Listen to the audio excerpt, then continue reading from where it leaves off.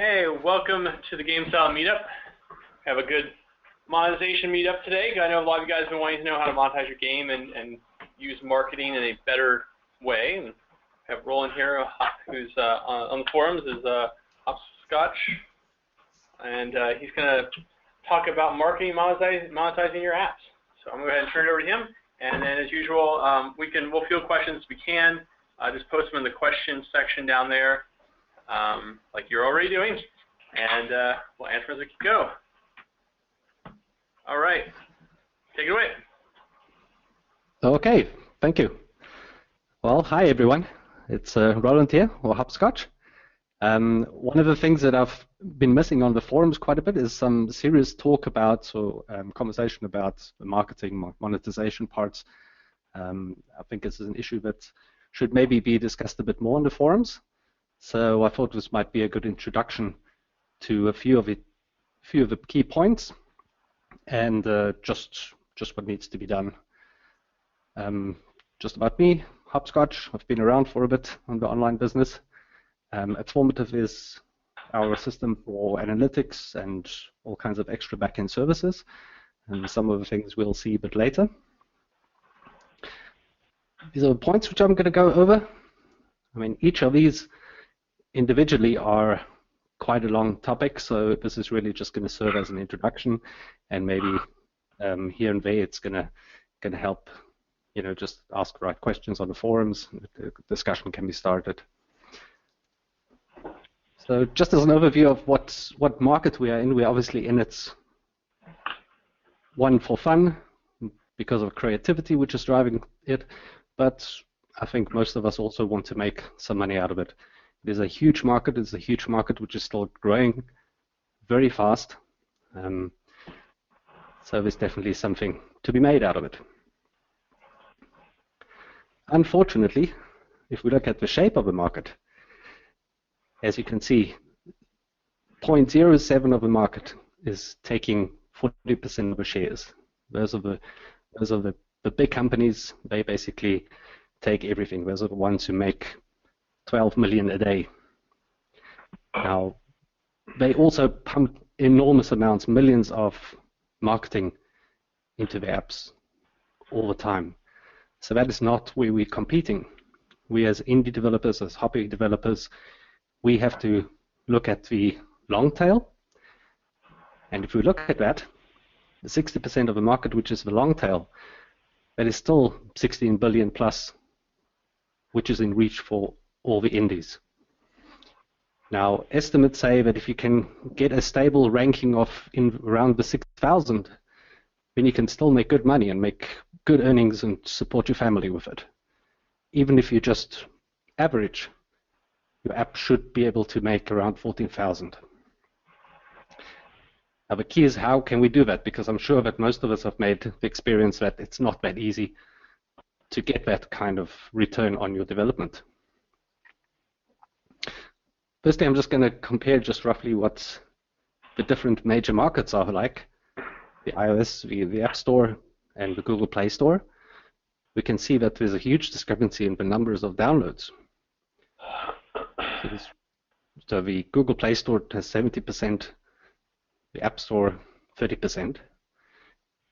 If we look at the revenue, on the other hand, we can see that out of a global mobile market, App Store still makes 70%. There are many reasons for that. The Android store the largest portion of the Android store is also in the Far East. So monetization there is very limited for a Western developer. A lot of the ad options we don't have in the Far East. And if you look at the next part, how the people actually make money, we can see that most of the money, the big companies still make most of the money from premium apps and in-app purchases. Ads in general only make just 30% of the total volume. Now, these are all numbers from this year. At the end, I'll show you some references and so on that I've used. But these are the statistics from this year. And it's probably going to go for the next couple of years like this. Interesting to see if we look at the breakdown from ads, we can see that the big companies still make, on average, banner ads still make 40% of the revenue. But the very large companies, the ones which have got a very strong retention, that means that they keep their users for a very long time, they do make a lot more money out of video ads and full screen ads.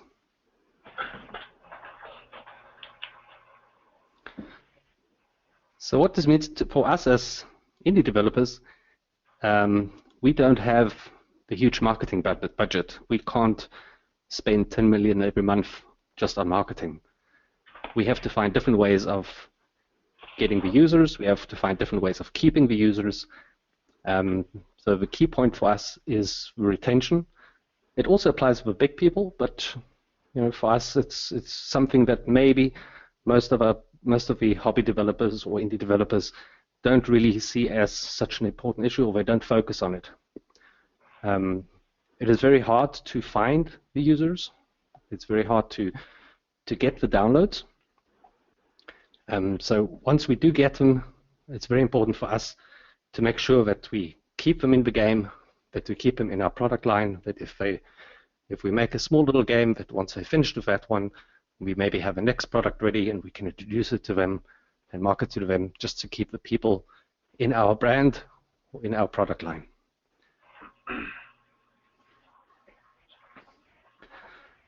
A couple of points on how we can actually increase retention. One of the most obvious ones is that you keep updating your game. I'm not even going to start with that you do have to have a decent game. You have to have something that's enjoyable, obviously, something that's creative, that is fresh and original, and looks good. Those things should be given. But once you've caught the people with that, then it's important that you keep on updating, keep offering the people something fresh. The big companies do this almost on a 14-day cycle. And this is something that we should actually try to compete with. That is something that, as an indie developer, especially with a tool like GameSalad, where the development is so fast, we should use that advantage. Other companies which use different systems, they have much bigger overhead. So it takes them much longer to develop these things. So they have to plan like far ahead. With GameSalad, we know that we have such a short development cycle, and that's that advantage we should use to bring out updates all the time. We'll come later to using data and using the feedback from users to actually advance, so that you listen to them and actually incorporate it in that updates and bring something interesting out. Something else that is quite important is to actually make the users feel like they're in a living system. So it would be good to constantly send the messages in the game. If you've planned certain promotions, or if you've planned certain seasonal events within your app, then pop up little messages every time there's something new happening, something unexpected in your game. It is something that makes the person feel like the game is alive, and it's something that they'll come back to. Little surprises go a long way to actually increase retention. Now, this can be done different ways. It can be something done that you pre-program it, or you can use a system like Informative, where you can actually, from the backend system, steer messages on the fly. The same way, you should differentiate between your players. If you have in-app purchases in your game, or you have certain things that people can unlock, treat those people who spend something in the game, treat them in a special way. If they feel that they are special and treated differently than everyone else, then they're going to stay even longer, and they might be encouraged to spend even more. Another option is to build feedback into your game, a feedback system. You can do this via the email system, which is in GameSalad. Ask the users for feedback, let them send you a little message with the email system, or use the feedback system from Informative, where they can actually send something to the backend and you can interact with the users, but it's important to get something back from them that makes them feel like they are part of makes them feel like they're part of the development, that they have a voice, and that also goes a long way for retention. And very obvious one is just basically to have leaderboards in the game. If it's like the most basic level of multiplayer, that the people compete against each other, that they measure themselves against other players. Even better if you can build a regional component into it, that you can break down the leaderboards, like with Informative, you can do it so that you can break it down that the people compete on a regional basis. So people from a certain country will compete against each other.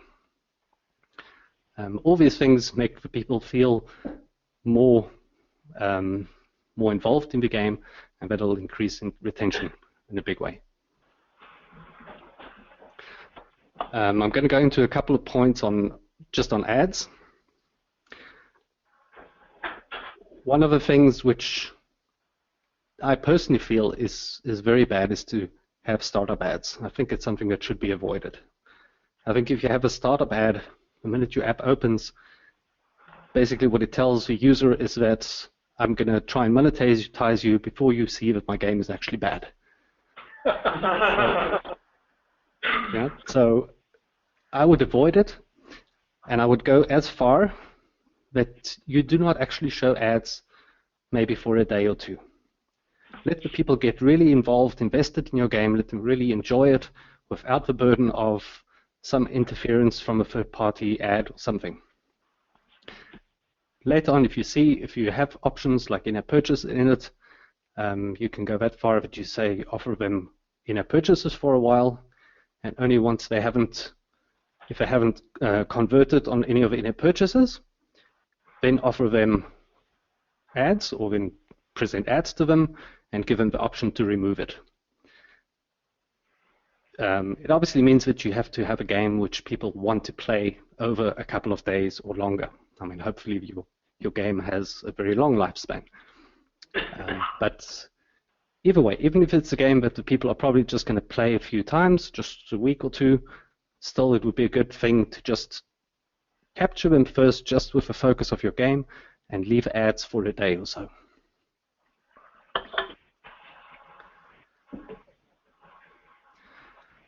The other thing is also, obviously, if you do have full screen ads, just use them in logical breaks, just where you have a menu or a game over scene or something.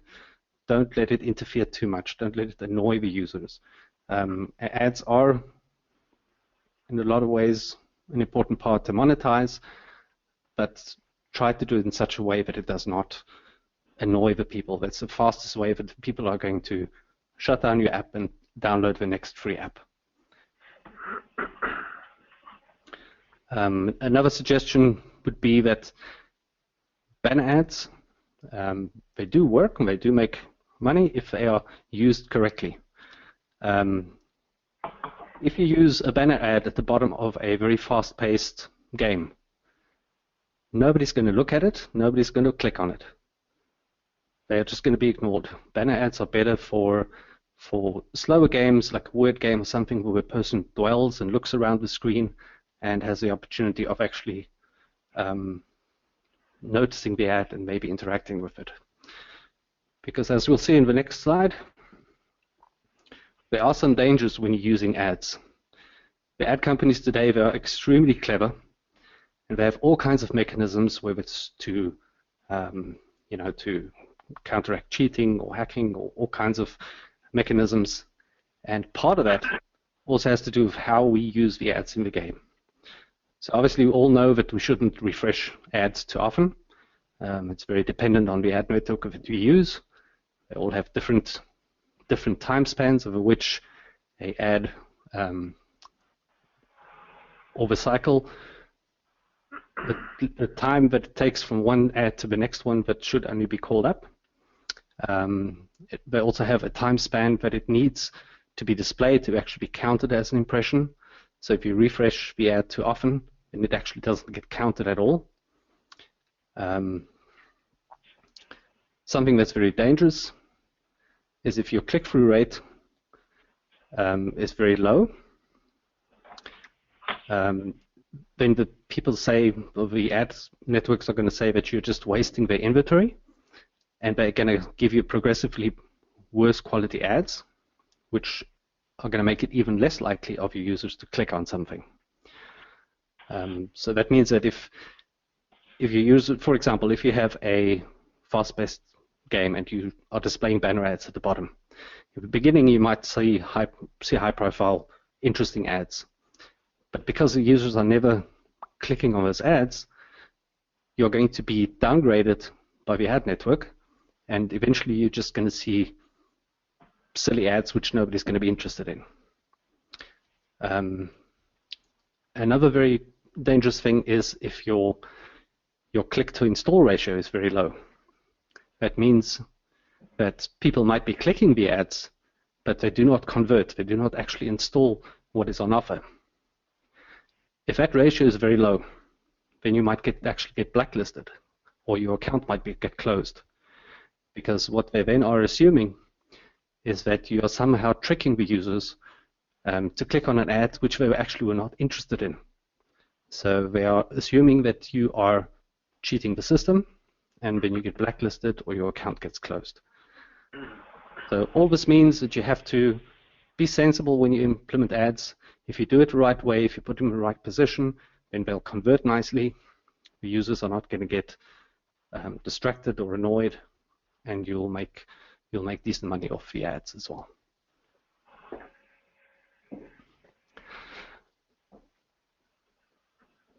Onto social media. Obviously, everyone knows that it's a good idea to implement Twitter and Facebook.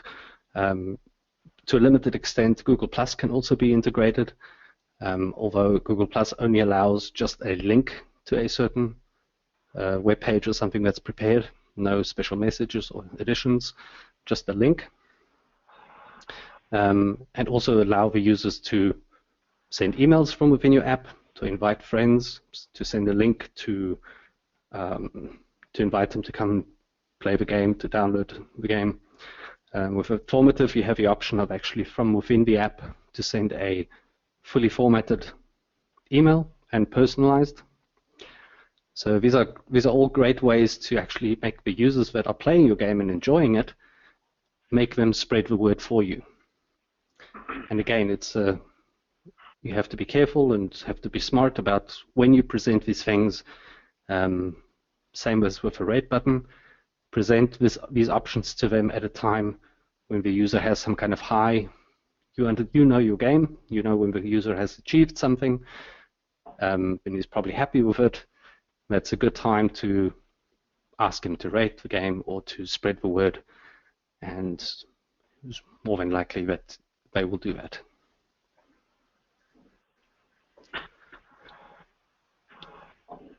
To improve your ratings, this is something that I've posted on the forums. There's a thread, a detailed thread about all these issues.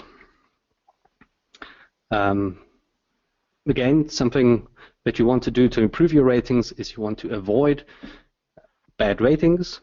One way is to just be clever as to when you offer the rating button. Another one is to not just use a static rate button, just a button that they click on and it takes them straight to the rating store. It would be better if you can filter it out. Use a system to say, do you enjoy the game? And if they enjoy it, then send them to a rating page. If they don't enjoy it, then ask them, why don't you enjoy it? Give us feedback. Send that feedback via an email or send it via a feedback system like we have with Informative. Give a user the feeling like they can help you make the game better. Again, it's going to improve the retention. They're going to stick with it longer, especially if you, in the next couple of weeks, actually bring out an update where you actually listen to them. If you use some kind of feedback system, you can show it on the web page. You can do it in-game. There are very many different ways that you could do it, but it shows the user that you're listening and that you're acting on the feedback. Just a couple more things about when to present a rating option. Again, don't present a rating option or ask the user to rate your game within seconds of opening the app for the first time. Give them time to play it, give them time to get to know it. That would be much better. Don't interrupt them. Obviously, if you have some story-driven game, don't interrupt them in some interesting part of the story. Interrupt them with a rating button or something. The feedback that you're getting from the users is always good to not just take everything at face value. You obviously have a strong concept of what your game is all about. So a good idea is to take the feedback from the users and sort it out for yourself, and maybe test what are good ideas, what are bad ideas.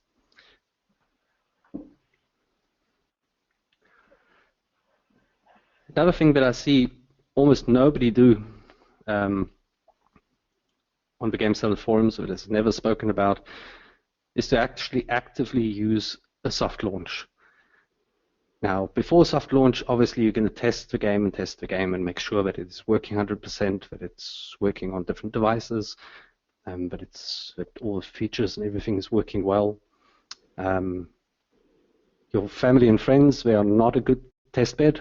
It is better just to go and sit in a coffee house and just pass your phone to strangers and say, play this for a minute and see what reaction you get, or passers by in the street or something. Just use people who don't know the game at all, who have any kind of emotional ties to you. That's because those people are going to always tell you that it's great or that it looks good or whatever. So it's better just to give it to complete strangers and get some initial feedback as to where these people have problems, what they don't like, and that's much better than family and friends. But after that, it is good to do a soft launch. Soft launch means that you take your app and you put it on the App Store in a target market. Usually, the big companies, they usually take Australia, or they take Canada, or they take some specific countries which are small, but obviously have a similar kind of spending habit as your big markets, whether it's the US or Europe as in general. But you take small countries and you send it out to those countries first, and you see what the reaction is. Have a look at what the reviews are. If you can, use an analytics system, use A/B testing to test different options, just so that you can fine-tune your game, that you can get feedback from a broader audience, that you can see where are the problems. A typical example that is good to test is the flow of your game. If you have a game which has progressively harder levels, if you're the developer or you have your friends who've been playing it for a while, you're not going to find the same difficulty increase than what a new user is going to have. So it's always good to build analytics into it to see, are the people getting stuck always on level 3? Or are the people never finishing the tutorial? So these are very important things that you want to catch in a small test market on a soft launch. Another very important thing that you're going to get out of soft launch is to see what the retention is like. Are the people actually playing the game a few times? Are they opening the app a couple of times? Are they just opening it once, playing it, and never opening it again? These are all things which are going to show you with our problems, and it's also going to guide your monetization strategy. It's going to tell you what is the best way to monetize the game. If you can see that the game is really people really love your game, and people are talking about it, and it has a higher than expected download figures, then it might be a good idea as an indie developer to actually go with a premium model to make it a paid app, because the free-to-play option for indies is actually very difficult to get right. It's usually the problem is that indie developers, hobby developers, don't really know how to monetize the game properly. So it's always a better option to try a premium way. But as I say, from doing a soft launch, that is definitely going to show you if that's a viable option to take. If you see that people only open your game once and never again, and you can't be bothered to change it, then you can slap the splash ad right in front and send it off. But that's obviously not the aim that you should have.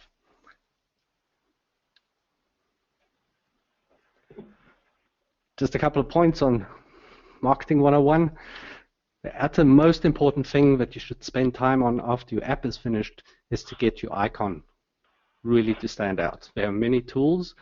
Actually, what I'm going to do is these different points, I'm going to flesh them out a bit in a blog form and put some links to it. There are many tools on the web where you can compare your icon designs with everything else that's on the App Store so that you can see, is it fresh, does it stand out? Because that's really necessary. If you want your app to be seen amongst all the other apps in listing, it's always good to stand out or to look exciting. That is a very, very important part. Same with your screenshots and videos, which have become very important. Don't put your menu or a game over scene or something like that in your screenshots. Put gameplay into it. The people want to see what are they going to be playing. That's probably also the most exciting looking part of your game. So that's what you should concentrate on in the video. That's what you should concentrate on the screenshots. Something that is obvious is that you should try and polish and add as much juice into your game as possible. Make it exciting. Don't skimp out on the feel of your game, the look of your game. It doesn't have to be great graphics. The graphics have always been shown, but they are not that important. It is how your game feels. It is the feedback, the tactileness of the mobile games. That is what's important. Put a little bit of camera shake into it. Put a little extra particle effects into it. Just add these little extras which are going to make your game feel more professional, more fleshed out, more complete.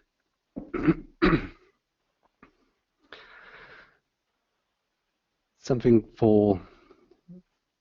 that's a good way of getting maybe even recognition from Apple, maybe even to get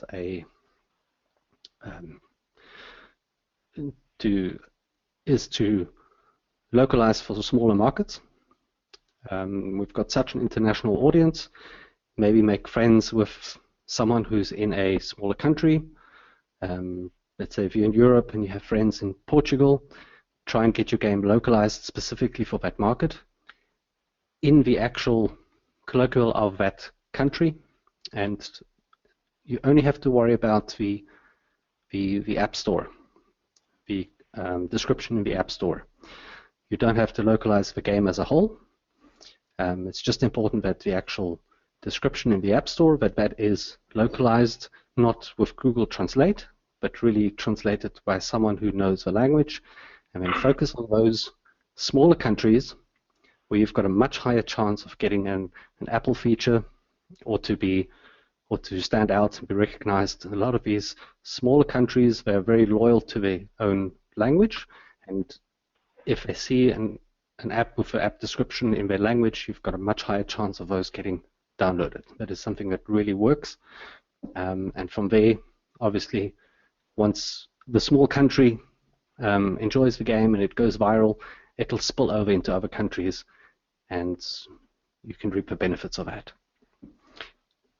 Other things which take a bit longer, but are becoming very important, or have been so for a while, is to build relationships with streamers and YouTube channels.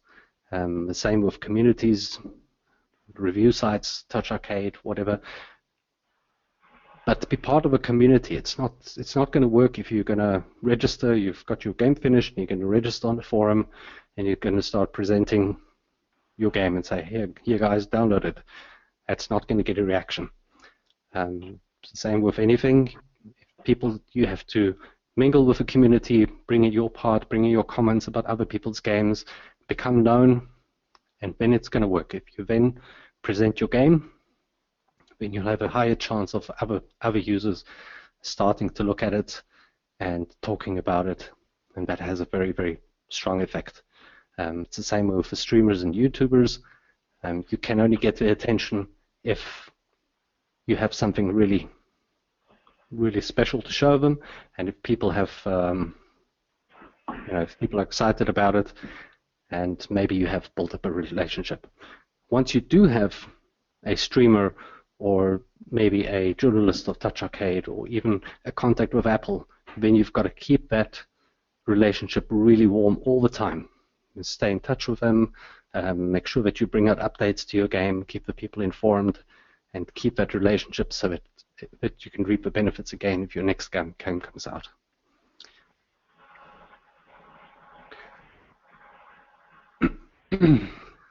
So my last point, our secret weapon, this is something with all the changes that have happened in the App Store, is basically our strongest weapon that we have now. As an indie developer who does not want to spend money on marketing. It's far too expensive for us anyway. It costs to acquire a user, costs between $3 and $12 these days. So it's not something that's worthwhile looking at for an indie developer or a hobbyist. Even Facebook ads, those things, in my experience, do not work. But keywords, especially now, end of November, Apple has changed the algorithm again. It is now closer to what Google is doing. It is more of an overall, the search criteria is now overall, it encompasses the description, it encompasses obviously the keywords, the wording of the app description itself.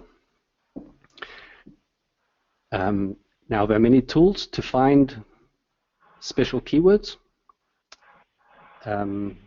Just back to the point of how the search algorithms work, you don't have to build these long names with all kinds of special keywords attached to the actual app name anymore, because Apple now also has a contextual search through the description, more so than it did before. So now you can concentrate on having a sensible name and just focus on good keywords. There are tools like Sensor Tower, Mobile Action, or use Google Trends, and there are many more that you can use to find out and compare with other apps what keywords they have that are good to use in connection with yours.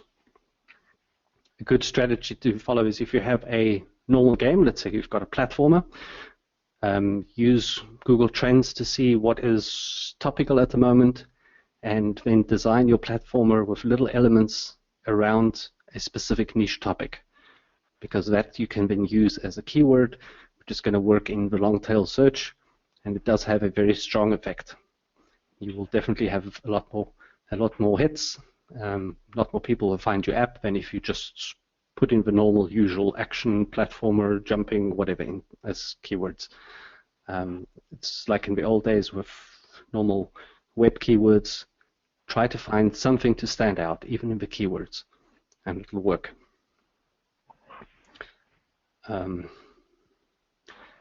Another thing then is also to go through the reviews. Once your game is out and you get reviews, study those reviews and have a look. How do the people talk about your game? What terms do they use when they describe something? If you see a pattern there that the people use a certain specific term in relation with your game over and over, then that's a perfect candidate to use as a keyword, which then obviously will help in you being found.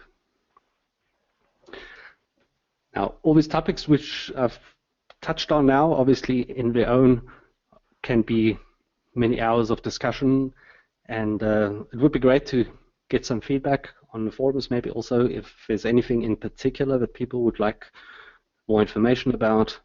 We can also see if there are other people from the community who could help just expand on this, but I'm also happy to go into more depth, show more practical examples of each of the individual things. This was just to get the conversation started. that there are many things that a hobby developer, an indie developer who does not have the money to spend in marketing, but they can still make a difference and can still get good downloads and make success out of the development efforts that they had.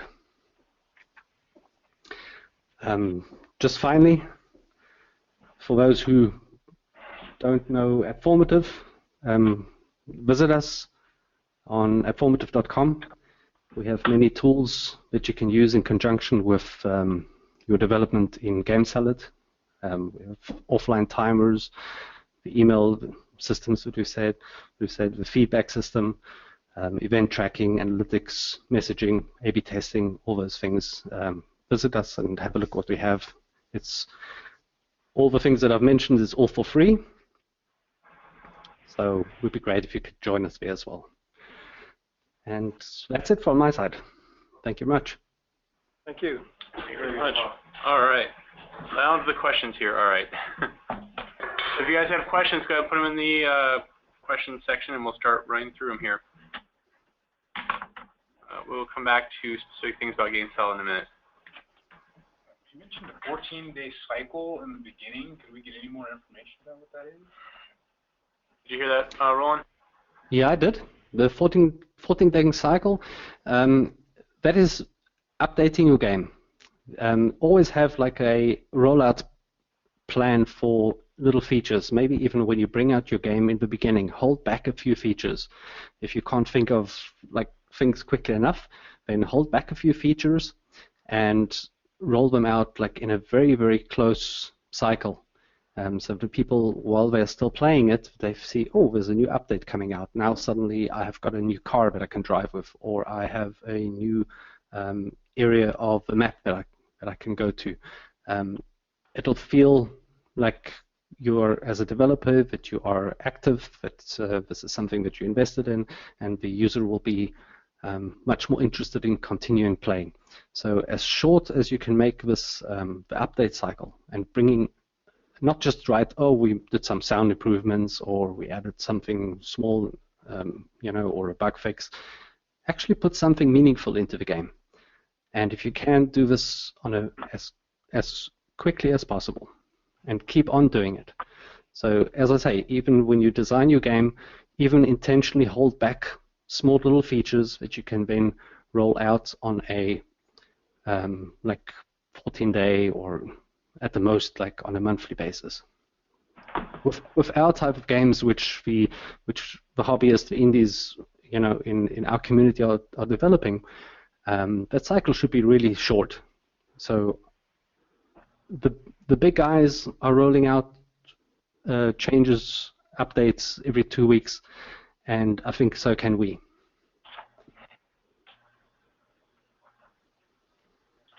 All right, any more questions we have about this? Before we're getting me from the online community. All right, well, I guess there's no more questions for Roland. Thanks so much for the presentation. It was fantastic. Yeah, it was really well done. It's very informative. Very good, actually. We also good. think he's online here as well. Phil says thank you from online. I'll answer briefly the Google Play question that we have here. So I just looked on the feature request. Google Play is tied for number 3, or I guess 2 technically, after custom fonts. Custom fonts has 41 votes. Google Play services with leaderboards and achievements and chart boost video ads are tied for 40 each. So if everything goes well and we don't have any crazy things comes up, ideally that would be the next one after custom fonts. We'll probably do. Yep, we hear you guys. Your votes count. We're listening to it. Chunky Pixel says all sounds like pretty solid advice, but are there real-world examples of where this info has been gained, or is it mostly theory? Can you speak Sorry, to that, was the question to me? Yes. I'm not sure if you can access the questions on yours as presenter, but Chunky Pixel asks, all sounds like pretty solid advice, but are there real-world examples of where this info has been gained, or is it mostly theory? Yeah, I've put my sources just for like what I've been looking at in the last couple of days, just to flesh out some of the actual numbers. You can go to Flurry, you can go to App Annie, Statistica.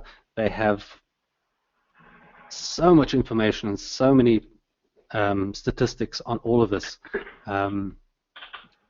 So I've corroborated the figures that I had in the beginning with these sites. That's why I'm saying that's actually data from this year.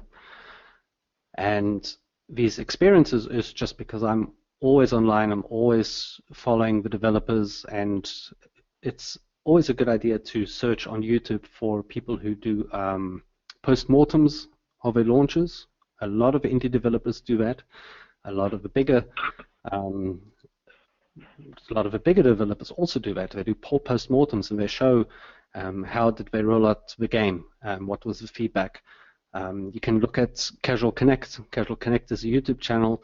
It's a big conference which is held many times a year in different parts of the world. There is invaluable information that comes out of that. Spend the time, look at those things. They teach you about marketing. They teach you experiences about how to monetize. There are big developers. There are small developers. You find everyone on Casual Connect. It is such a valuable resource if you really take anyone who takes this kind of development serious and who does not do it just because it's a creative outlet and they don't care about downloads. If you do care about downloads, if you do want to make some money out of it, even if it's just to recover your cost or to pay for your hobby, it is so vital and also extremely interesting just to follow all the conferences which are online. And there are so many. I'm going to just quickly have a look. Actually linked with the YouTube channel of Informative. I think there's Full Indie. There's a Dutch channel also, which is extremely interesting. But mainly, I would say Casual Connect will give you probably about 100 hours of very valuable information. I think they also have a magazine, don't they, from Casual Connect, or there's a Casual something other magazine? Yeah, these two. They don't.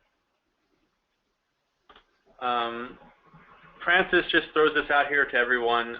Anyone using GameSalad managed to do some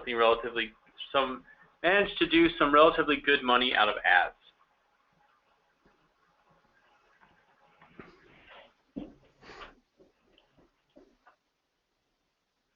Right. Any other questions?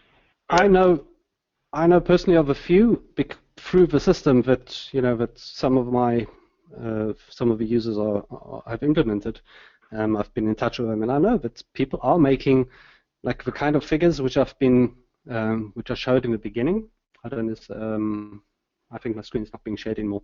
But to make 25,000 out of the game is possible. There we go. Easily possible. Shared? Okay. Yeah, you're sharing. Sorry about that.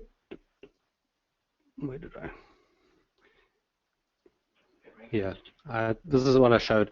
The estimate is that if you can try and get to a ranking of 6,000, then you should be able to make 25,000. And I've seen that with developers that I've been in touch with. All we have to do is to do all the marketing, the retention stuff correctly. Be clever about how to implement ads, because that's usually where the biggest mistake gets made. How we do how we use the ad networks, or how we monetize the game. But if you can polish your game and let it stand above the average, and you do a bit of work getting the name out, then you can make decent money with it. And I mean, as a hobby or indie developer, you usually work alone, or you have like three or four people working together. You have a graphic designer, maybe a sound artist to pay, and that kind of thing. And it's quite feasible to actually make a profit out of it. It just means that you have to not just rush to get your game finished, be so euphoric that your game is finished, throw it on the App Store, and then cry a week later because you didn't have any downloads. That is the mistake that happens over and over. You do have to take the marketing aspect and the exposure, you do have to take it serious, and you have to give it a decent amount of effort and time. I mean, it's such a waste that someone has, as an indie developer or a hobby developer, if you've probably spent a couple of months on a game, then why not take a couple of weeks just to focus on the actual marketing efforts to give it a good chance out in the App Store? It doesn't mean that every app is going to be going to make money, but what also, as I said, with the retention, if you can bring out a few games, cross-promote them, that'll eventually you'll have that breakthrough here and there, which is then going to pull all the other apps up again, and then you'll have something that'll really grow nicely.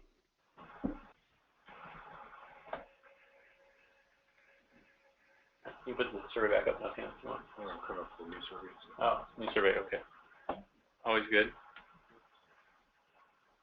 Oh, sorry, new survey.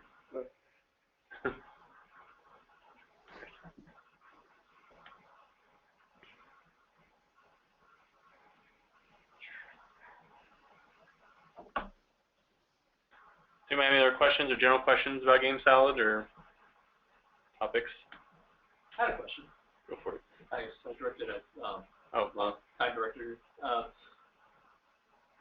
How do you feel about maintaining a website as just kind of a storefront for the game?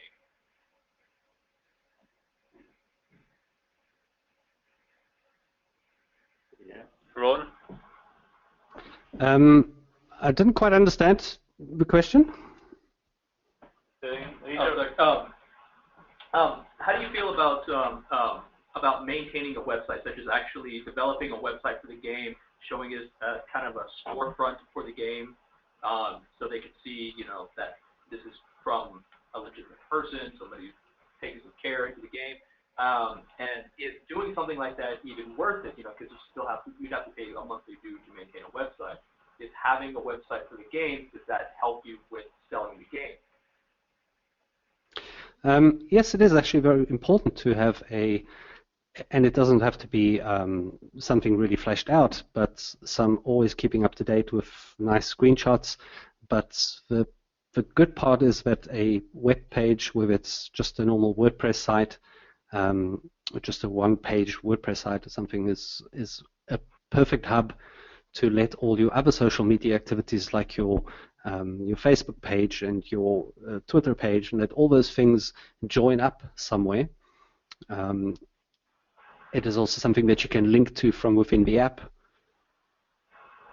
This is also the platform from which you're going to do your cross promotion once your second and third app is out. To have a hub from which you can build your brand, because it shows that, I mean, not to be too negative, but the general trend in the market is that you have to bring out 10 apps to have one that makes money, it makes you profit, and 2 others which will break even.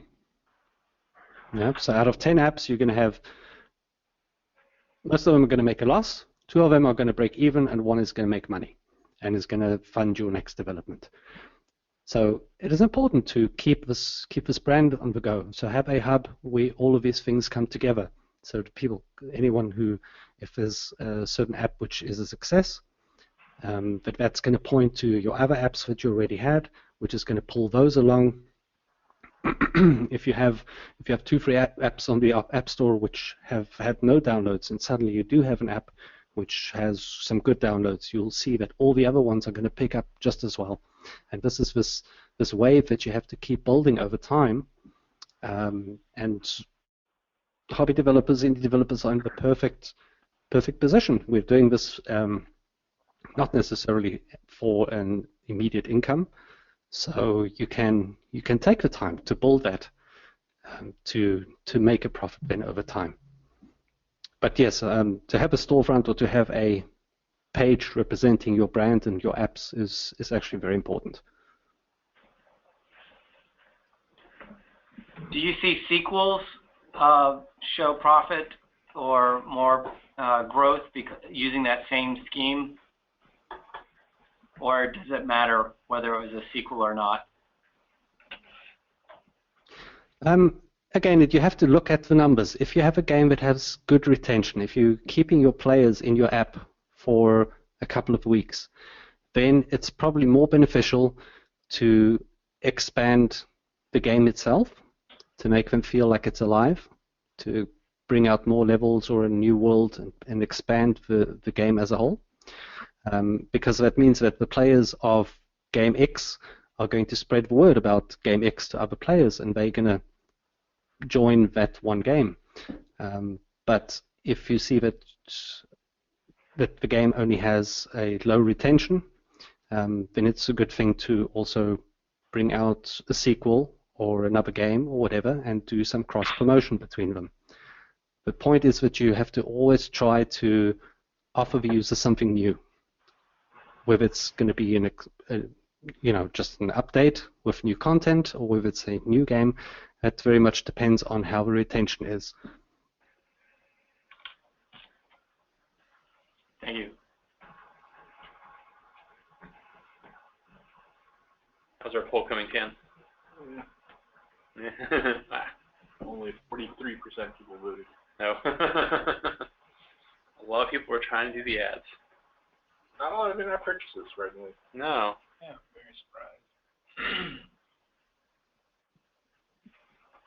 So one interesting thing, in a sense, we're kind of a little questions here. One thing I did find out today is in February, Chartboost will be doing a presentation about ads and marketing as well at our meetup. I just got that confirmation today. So if you want to know more about that kind of stuff, come to the February meetup. The good stuff there. That's super. I have a question. Is there any target sort of like a retail price that a premium game should go for? Are there in-app purchase prices or that tend to attract users, or when it gets so high, does it send users away?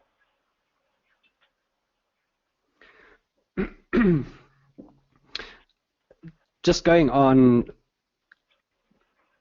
just feedback that you see in the media and Casual Connect, I think it almost does not matter whether your game, or whether in-that purchase, or whether your game costs 99 cents, or whether it costs $3. The people who are going to be interested in your game, they'll pay the $3 or the 99 cents. That is the breaking point is whether it's free or not. Now, if you have in-app purchases or your game is a premium game, you're only going to convert, let's say, 2% of a market, of a potential people who have been exposed to your game. Or you do it ad-driven.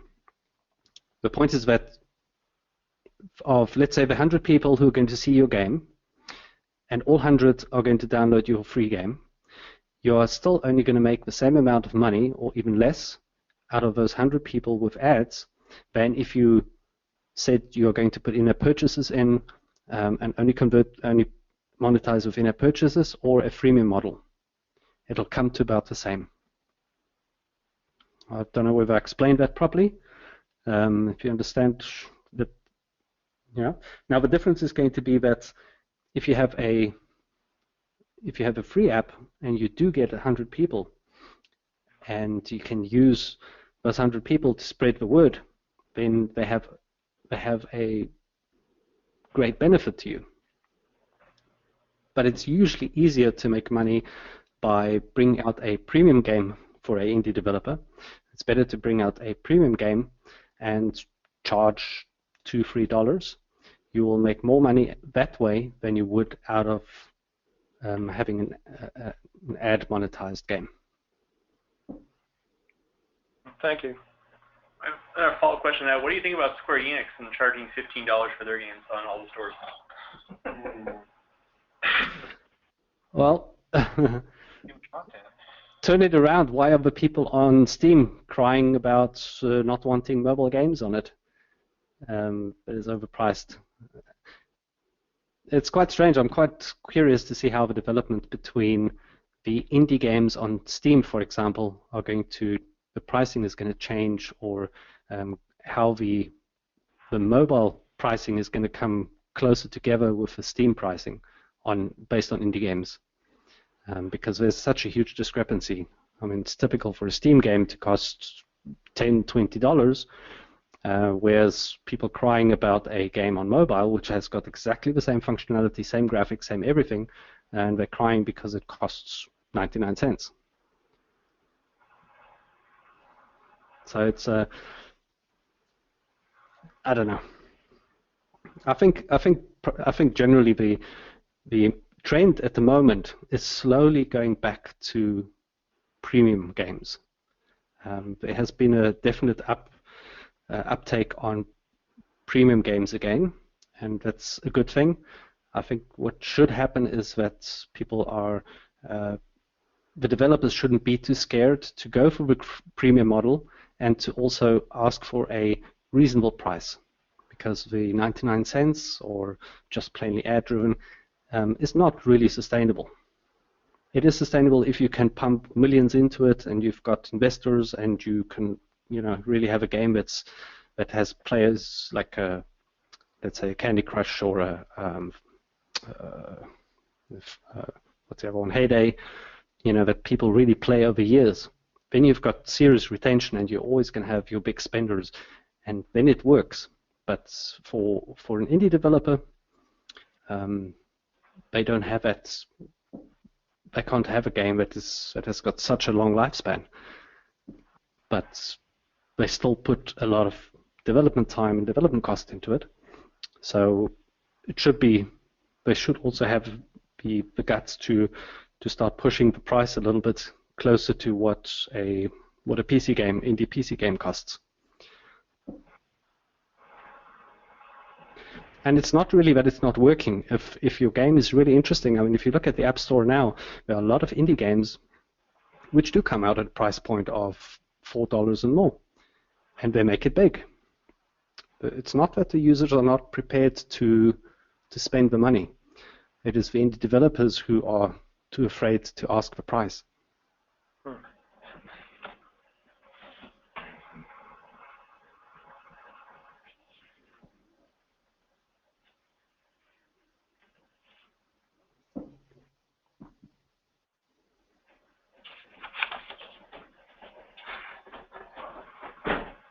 So one question we got from Francis is about Steam on GameSalad on Steam, and I guess we can. Do you think we problem telling what position we are so far, or any problem telling where we are in Greenlight? I don't think so. So I think we're position 14, but Steam is a very interesting store in Greenlight, and it's actually up to Steam when they decide you're greenlit. You theoretically could be number 1, and they could still not greenlight you. So we really could use your guys' help continuing to vote for GameSalad on Steam and helping us get up the numbers to really show Valve that this is something that should be on Steam. So if you guys keep spreading the word and keep voting, if you know more friends or more people who haven't voted, let them know to help us get higher up the ladder. So if Valve wakes up tomorrow morning and says, "Hey, we think GameSalad should be greenlit," then we'll be on the store. Other than that, all we can do is keep getting up higher in the ranking until they greenlight us. The wonderful plight of anyone trying to get through Greenlight. Given all the crappy games they've greenlit, it's shocking GameSalad hasn't been on there yet. But then again, there's a difference between games and apps. But the money is all the same, so you'd think they'd be happier to go ahead and greenlight something from professional developers. I don't know. Yeah, I don't know what their attitude is. Also a game engine. Yeah. Yeah, well, Game Maker's on there. Oh, it is? Game Maker's on Steam. Construct 2 was also on there. Yeah. They're only web-based type stuff. So. Yeah. And maybe that's it. Maybe they're afraid you guys are going to compete with their market. we've got a pretty good web engine. Yeah. Works pretty well. So I don't know. Yeah, we're trying the best we can. But like I said, if you guys can help vote more, that would help us out. If you already voted, get all your friends to vote. That's right. Help vote. As you guys saw, we got the iOS viewer and the Android viewer and all those in the store now. So if you guys are on the PC, you can now use the viewers to preview your game on iOS or Android without having to install it in a painful way. So they're on the storage search for GameSalad viewer. I think Google Play might still have it as GS viewer, but GameSalad viewer should show up.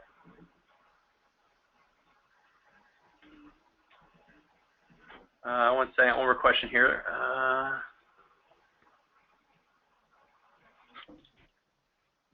Okay, another question for you, Hopscotch. Having a website for an app is nice for existing customers, credibility and retention, but to acquire new users, the problem becomes how do you drive traffic to the site? Any thoughts? Well, driving traffic to a website is the usual way that you would do it for any web-based thing. It also has to do with your keywords, has to do with the content that you write up on the web page, to make sure that Google searches are going to bring that up as a, as a hit. It's exactly the same as you would do for the App Store, the ASO for the App Store, to look for keywords that are going to be unique to your game, mix up, whether it's a platformer, then mix up something that's unique about it, so that people who might be searching for, let's say a platformer with knights. If that's something that makes your game unique, then obviously your write-up on the web page would be about that. A lot of searches for games happen on Google because people are either looking for a YouTube channel, so they'll look through Google to find the YouTube channel that has something about platformers with knights, and that'll cause your webpage also to appear. You still have to do a basic amount of marketing to spread it around. So you have to have spread it around on Twitter and Facebook and market your website just as well. But the combined effort of using all these channels is what's going to, at some point, make the momentum pick up. It is a lot of things to handle, especially for an indie developer who just wants to concentrate on the fun development part or the graphics part, the creative part, but it is part of the whole business. So maintaining the good keywords and the content, the descriptions for your web page, just as much as the descriptions on the App Store, those are all vitally important if you want to make your game seen. And the more channels that you can cover, the better. So Francis asked the always question I get periodically, the Apple TV. So I did some more research on it. So it turns out it's not as simple. And this is probably why, if you have an Apple TV, you notice there's not any games that have been added in like the last 3 weeks or more. So one thing is all deprecated APIs are not in the Apple TV. So our code base, unfortunately, I have to change a bunch of code to do that. The app setting is still kind of a pain, and we don't have controller support. So there's actually, and also iCloud. So there's actually a lot of problems getting apps, even iOS apps, over to the App Store. So I've gone an approach. We're going to try to go a little bit different route. We don't have the resources to spend however many weeks that would be to get it going. So what I'm going to do is I'm going to slowly move us towards it. First thing I'm going to do is app thinning. I've already got a mostly working version of GameSalad using app thinning binaries. What this would mean to you ultimately is your download size will be smaller. I'm not sure when that will actually launch. I mean, I hit till next year. I got a lot of other things I have to do before that. At home, I'll be continuing support for controllers.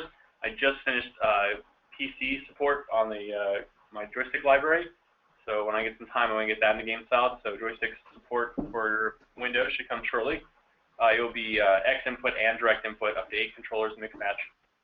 Obviously, X input, you can only do 4 controllers, so you won't have 8 on that. But after that, I'm going to start working on the iOS controller support. So we'll get iOS controller support. So that gets about halfway to Apple TV there. I'm going to start, next year, I'm going to start working slowly on moving up off deprecated APIs, because we shouldn't be on deprecated APIs anyway. That will bring us about 80% there to the Apple TV. And so then the rest of it would just be a simple recompile. So that's kind of the path I'm going to take, instead of trying to, unfortunately, we're too small of a company to really dump all our resources in Apple TV. I don't know if it would pay off, even if I dumped everyone on Apple TV. So I'm going to do the kind of slower rollout and movement towards it to get us there. For it. I don't have a timeline for that yet. But just kind of as we go, and as I can bring features from iOS in that also happen to work for Apple TV, that's how I'm going to do it.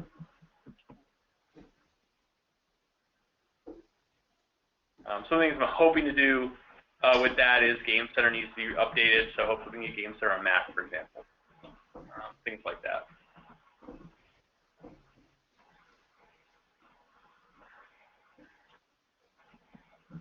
Anybody have any other questions? Or are we about wrapped up for this meetup? One more round for questions. Anyone else have any more questions? In case anyone is interested, I've got custom fonts working on Windows currently, and I'm working on the Android implementation at the moment. So that's coming along nicely.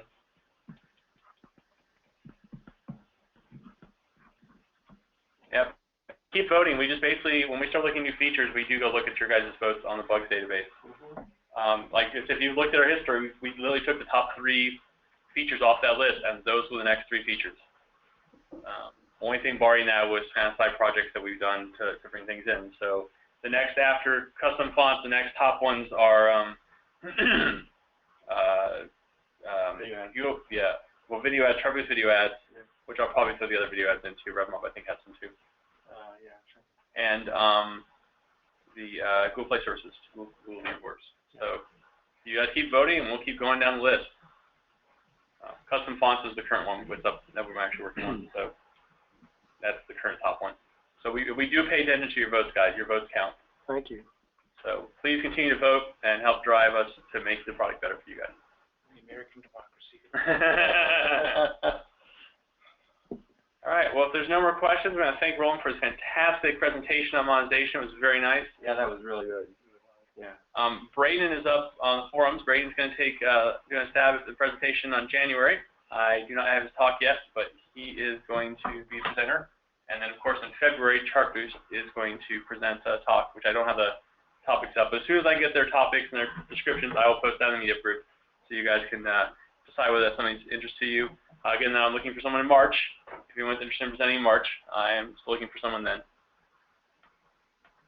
So thank you, everyone, for coming to the meetup, and have a good night, and we'll see you next month. Thank you.